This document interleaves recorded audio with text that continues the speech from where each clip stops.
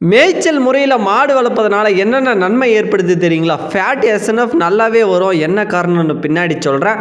அடுத்து பார்த்தீங்கன்னா மாடு வந்து ஒரு அமைதியான நிலையில் அழகாக பாலை கறந்துட்டு போயிட்டே இருந்துட்டோம். அடுத்து கிளைமேட்டுக்குமே அடாப்ட் ஆகுங்க. இப்போ ஒரு மாடு ஹச்எஃபாக இருந்துட்டால் வெயில் தாங்காது அப்படின்னா நம்ம கொஞ்சம் கொஞ்சம் வெயிலில் விட்டுக்கலாம். ஆனால் அதிக வெயிலில் விடக்கூடாது ஹச்எஃப் மாடை. அனைவருக்கும் வணக்கம். திஸ் இஸ் ப்ரொஃபஷனல் உழவன், நான் உங்கள் வேலவன். இன்றைக்கி பார்த்தீங்கன்னா மாடுகளை மேய்ச்சல் முறையில் வளர்ப்பதுனால ஏற்படக்கூடிய நன்மைகளை படபடன்னு அழகாக சூப்பராக பார்க்க போகிறோம். அதற்கு முன்பு வீடியோக்கு ஒரு லைக் போட்டுவிட்டு நம்ம சேனலுக்கு சப்ஸ்கிரைப் பண்ணி விட்ருங்க. வாங்க வீடியோக்குள்ளே போகலாம். ஓகேங்க, ஃபர்ஸ்ட் ஆஃப் ஆல் நம்ம மாடுகளை மேய்க்கிறதுக்கு பிடிச்சின்னு போய் கட்டுவோம். என்ன காரணம்? ஒன்று, என்னடா வரப்பில் ஒரே புல்லாகுது, இதை புல்லாக காலி பண்ணணும்னா மாட்டை விட்டு ஒரு மேய்ச்சி விட்டுலாம் அப்படின்றதுக்காக பிடிச்சிட்டு போய் கட்டுவோம். இல்லைனா சரி மாடுங்க ஒரே தீவனமாக சாப்பிட்டுக்குது, அதுக்கு மட்டும் போர் அடிக்காதா அப்படின்ற எண்ணத்தில் பிடிச்சிட்டு போய் கட்டுவோம். ஆனால் நம்ம இப்போ ஒரு சில நபர்கள் பண்ணை வச்சுருக்கவங்க மேய்ப்பதற்கு இடமே இல்லாமல் என்ன பண்ணுவாங்கன்னா ஒரே தலை கட்டி வச்சுட்டு சூப்பர் நேப்பியர் ஒரு பக்கம் போடு, மக்காச்சோள தட்டை போடு, உலர் தீவனம் வைக்கோலை போட்டு விடுன்னு அப்படின்னு போட்டு விட்டு நாம் பாட்டு வேலையை பார்த்துட்டு இருப்போம். அப்படிலாம் போடும்போது என்ன பிரச்சனை எதுனா இருக்கா அப்படின்னு கேட்குறீங்களா? ஏப்பா தம்பி சொல்லுப்பா என்ன பிரச்சனை தான் அப்படின்னு கேட்குறீங்களா? கட்டாயமாக இருக்குங்க. என்னன்னு பார்க்க போனீங்கன்னா, இப்போ மாடுகளுக்கு கிடைக்க வேண்டிய சற்று பொருட்கள் அனைத்தும் கிடைச்சா தான் மாடு நல்லா ஆரோக்கியமாக பால் கறந்துட்டு போவோம். நோய் எதிர்ப்பு சக்தியுமே நல்லாயிருக்கும். பிரச்சனை அவ்வளோ சீக்கிரம் வராது. சரி, இப்போ நான் வந்து மாடை மேய்க்கிறதே இல்லை, என்னென்ன அதனால் நிறைய பிரச்சனை வருமா? அப்படிலாம் கிடையாது. ஆனால் மாடுகளை வந்து முடிஞ்ச அளவும் மேய்க்க முடியலையா, நீங்கள் என்ன பண்ணுங்கன்னா அந்த அகத்தி, அடுத்து வேலி மசால், அடுத்து வந்து கட்டாயமாக வந்து இந்த சிகப்பு தட்டுன்னு சொல்லுவாங்க, தீவன புல் தான். அதில் பார்த்தீங்கன்னா நார்ச்சத்து இருக்கிறதுனால ஓரளவு ஆவரேஜாக எல்லா சத்து பொருட்களும் மாடு கிடச்சிருச்சுன்னா பிரச்சனையே கிடையாதுங்க. பக்காவாக மாடு வந்து ஆரோக்கியமாக இருக்கும். சரி, நம்மக்கிட்ட மேய்க்கிறதுக்கு இடங்குது. இப்போ பார்த்தீங்கன்னா மழை வந்துச்சு, நம்ம வரப்புங்களை தடத்தெல்லாம் பில்லு வந்துருச்சு, மாடை பிடிச்சிட்டு போய் கட்டிட்டுங்க. சரி, நல்லாவே மேயுது மாடு. என்னென்ன பெனிஃபிட்ஸ் அப்படின்னு பார்த்தீங்கன்னா, இப்போ பொதுவாகவே மாடு மேயும் பொழுது என்ன ஆகுது அப்படின்னு பார்க்க போனீங்கன்னா பல வகையான புற்கள் இருக்குது. அதில் என்னென்ன புல் இருக்குன்னா அருகம்புல், கோரை, பசரை, அது மாதிரி நிறைய இருக்குது. அதில் பார்த்தீங்கன்னா ஒரு புற்களும் ஒரு வைட்டமின்ஸ் இருக்கும். ABCDEFG அப்படியே அடிக்கினே போகலாம். அந்த மாதிரிலாம் சத்து இருக்கும்போது என்ன ஆகுதுன்னா அந்த புல்லை ஒன்று ஒன்றா சாப்பிடும்.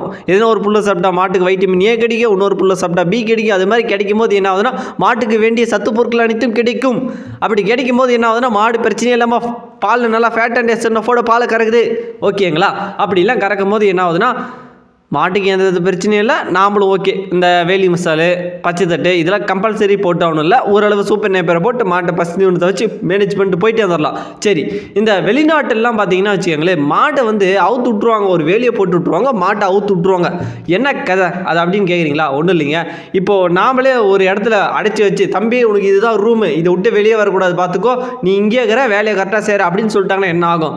அப்படியே ஒரு வாரம் நல்லா அப்போ அதுக்கு மேலே மண்டியை பிடிச்சி என்னடா காண்டாவது அப்படின்ற மாதிரி ஆயிரும். நாம் உடனே பார்த்தீங்கன்னா சரி நாம் அது வேறு இடத்துல நல்லா தம்பி இங்கே வேலை இருக்குது, உனக்கு இங்கே லீவ் இருக்குது, அப்படியே ட்ரெஸ்ஃபராக ஜாலியாக பிரேக்கு அப்படி இப்படின்னு போனால் தான் நம்மளுக்கு நல்லாயிருக்கும், நம்மளோட ப்ரொடக்ஷனுமே நல்லாயிருக்கும். ஆனால் இப்படி மாட்டை ஒரே இடத்துல கட்டி வச்சு வளர்க்கும் போது என்ன ஆகுதுன்னா அதோட ப்ரொடக்ஷன் அளவு குறையுதுங்க, பாலோட கறக்கும் திறன் குறையுது. இது எவ்வளோ பேர் நோட் பண்ணுறங்களோ இல்லையோ தெரியல, ஆனால் வெளிநாட்டுக்கார கட்டாயமாக நோட் பண்ணிட்டான், அது மட்டும் தெரியுது. ஏன்னா அவன் நல்லா மாடுகளை வேலி அமைச்சு அதில் புல்லை வளர்த்து அதுக்கு தண்ணியை விட்டு நல்லா அழகாக பில்லை க்ரோத் பண்ணிட்டு அதுக்கு மேலே மாட்டை அவுத்து விட்றான். அது டங்குன்னு எகிர்னு போயிட்டு ஜாலியாக மேய்ஞ்சிட்டு அழகாக அதுக்கு எங்கே பிடிக்குதுமோ அங்கே தூங்கிட்டு ஜாலியாக வந்து பாலை கறந்து விட்டு அதோட வேலையை செஞ்சுனுக்குது, அவ்வளோதான். ஆனால் நாம் என்னன்னா மாட்டை கட்டி வச்சிங்கன்னா அதை பிடிச்சி அங்கே பிடிச்சி இங்கே பிடிச்சி, ஆனால் மாடு மட்டும் பேசுகிற மாதிரி இருந்தால் அவ்வளோதான், நம்மள காலி ஆகிட்டு டேய் கொசு கடியிலையும் ஈக்கடியிலையும் ஏன்டா அப்படி பாடாப்படுத்துறீங்க, ஒழுங்காக பாலுக்கு மட்டும் வரீங்க, மற்ற வேலைக்குன்னா வரவே மாட்டேங்கிறீங்க அப்படின்னு சரியான கம்ப்ளைண்ட் பண்ணி விட்ருவாங்க. என்ன பண்ணுறது? ஓகேங்களா? மாடு மேய்ச்சல் முறையில் வளர்ப்பதனால அதுவும் இப்போ கன்றுக்குட்டிகள்லேருந்தே பழக்கணும். நம்ம மாடலை இப்போ நம்பக்கிட்டு இருக்கிற 4 மாடை தூக்கின்னு போய் பாரு, உனக்கு இதுதான் வயல், நீ மேய்னும், உனக்கு கவுர்லாம் கிடையாது, மோக்கனாங்கவரும் கிடையாது, எதுவும் கிடையாது, ஜாலியாக மேய், கரெக்டாக பால் கறக்கும் போது வீடு வந்து சேர்ந்தோம் அப்படின்னு சொல்லிட்டுங்கன்னா என்ன தெரியுமா பண்ணோம்? ஜாலியாக போவோங்க, மேயிற மாதிரி மேயுங்க. அதோட இடத்துல இது இருந்துச்சுன்னா போதும், ஏன் இடத்துக்கு வந்துட்டா மாறி சண்டை அடிப்பாங்க. நம்ம மாடெல்லாம் ஓப்பனாக சொல்கிற அவுத்து விட்டுருங்கன்னா அடித்தடி ஆயிரும், கலவரம் ஆயிரும், யார் வந்தாலுமே பைசல் பண்ண முடியாத அளவுக்கு சண்டை போடுவாங்க. உங்கள் மாடும் அப்படி இருந்தால் கமெண்டில் சொல்லிட்டு போங்க. அப்படிலாம் இருக்கும்போது என்னங்க பண்ண முடியும்? நம்ம மாடுங்க வந்து கன்றுக்குட்டிகள்லேருந்தே பழகிட்டாதான் இது மாதிரிலாம் அழகாக நிச்சு பொறுமையாக இந்த மாடுக்கும் சண்டை போடாமல் நல்லா நட்புறவோடு நல்லா மேய்வாங்க. ஆனால் நம்ம மாடுங்களாம் சொர்ணாக்காவும் வில்லிங்களாகவே இருக்காங்க, அவுத்துட்டா போதும் மாறி சண்டை. இதை நம்ம பார்த்துன்னு உட்காந்து இருக்க முடியும். ஆனால் அவங்க பார்த்தீங்களா சண்டையே இல்லாமல் அழகாக மாடை அவுத்துட்டாங்க, அது பாட்டு மேய்ஞ்சிட்டு இருக்குது. அந்த மாதிரி இருந்தால் தாங்க மாடுனா அதுதாங்க மாடு, அப்படி இருக்கணும். இருந்தாலும் நம்மக்கிட்ட அவ்வளோ ஃபெசிலிட்டிஸ் இல்லை, லேண்ட் இல்லை, சில பிரச்சனை இருக்குது. அதனால் வந்து வச்சுருக்கோம். No problem. இது வந்து சொல்கிறேன், மாடு மேய்க்கும் போது இது இப்படிலாம் இருக்குது. ட்ரெஸ் இல்லாமல் ஜாலியாக இருந்துச்சுன்னா மாட்டோட கறவையுமே அதிகரிக்கும், அதையும் சொல்லிடுறேன்.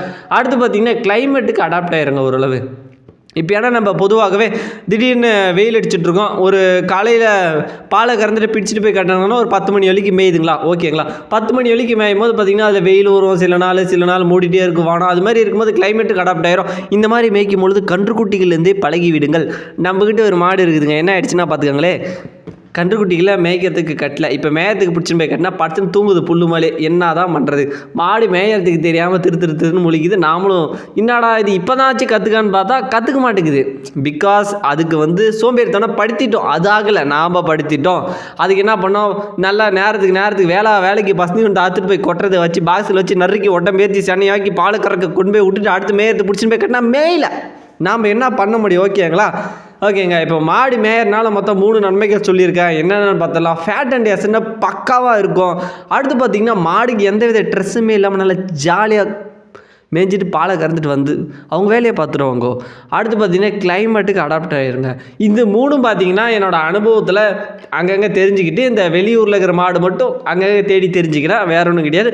மீதியெல்லாம் ஓரளவு நம்ம ஏரியாவில் நடக்கிறதா ஃபேட் எஸ்என்எஃப் வருது, கிளைமேட்டுக்கு அடாப்ட் ஆகிரும். ஏன்னா மேயிற மாடு எல்லாருக்குமே தெரியும் ஆசிஸ்டல், ஓகேங்களா. மாடு முடிஞ்ச அளவு கன்றுக்குட்டிகளாக வளர்த்தினாலும் சரி, முடிஞ்ச அளவு சின்ன கன்றுக்குட்டிகள் வளர்த்துட்டு இருக்கீங்கனாலும் சரி, இல்லை வளர்த்த போகிறீங்கனாலும் சரி, கட்டாயமாக மேய்ச்சலுக்கு பழகிருங்க. ஏன்னா நம்மக்கிட்ட இருக்கிற 4 கன்றுக்குட்டியை இன்னும் ஒரு நாள் கூட மேயறதுக்கு போல் இதுக்கு மேலாச்சும் பிடிச்சிட்டு போய் கட்டலாம். அப்பாரம் வழக்கம் போல் ஒரு மாடு படுத்துனுக்குதே புல்லு மேலே, அந்த மாதிரி படுத்துன்னு தான் நம்மளுக்கு பெரியான நிமிஷம் போயிடும். திடீர்னு மழை பெஞ்சா அங்கங்கே புல்லு முளைக்கும், அதை பிடிச்சின்னு போய் கட்டினா ஒரு நாள் நல்லா திருப்தியாக அதுக்கு ஏதோ சாப்பிட்டு ரிலாக்ஸேஷன் ஆன மாதிரி இருக்கும், ஓகேங்களா. அதனால் முடிஞ்சளவு மாடுகளாகட்டும் கன்றுக்குட்டிகளாகட்டும் மேய்ச்சலுக்கு விடுங்க, நல்லா ஃப்ரீயாக விடுங்க. அதோட கறவையை கறந்து ஜாலியாக இருந்துட்டு போயிடும், ஓகேங்க. ஜாலியாக ஜிம் காணா இந்த பதிவில் முடிச்சுக்கிறேன். அடுத்த பதிவில் மாட்டுப்பண்ணை மேலாண்மை பாகம் 7 வரப்போது. தொடர்ந்து கவனித்துக் கொண்டிருங்கள். அதுவரை உங்களிடமிருந்து விடைபெறுவது அன்பார்ந்த உழவன். நன்றி, வணக்கம்.